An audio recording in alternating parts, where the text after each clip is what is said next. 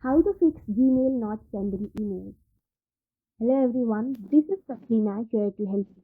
So without any further ado, let's get right into the video. So there might be three possible reasons that your Gmail is not sending email. Number one, your storage in Gmail has been full. If this is the problem, you will not be able to send or receive any email.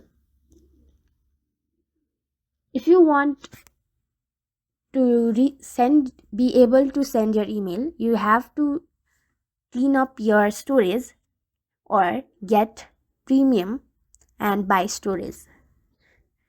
Next is you might not be connected to a stable internet connection.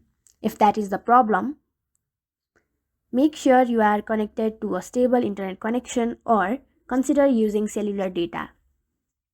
Next, you do not have the latest version of Gmail. To solve this issue, go to Play Store, search for Gmail, and then if there is an update button instead of this open button, simply tap on it and get the latest version of Gmail. Lastly, tap and hold the Gmail app, go to App Info, go to Storage, tap on Clear Cache.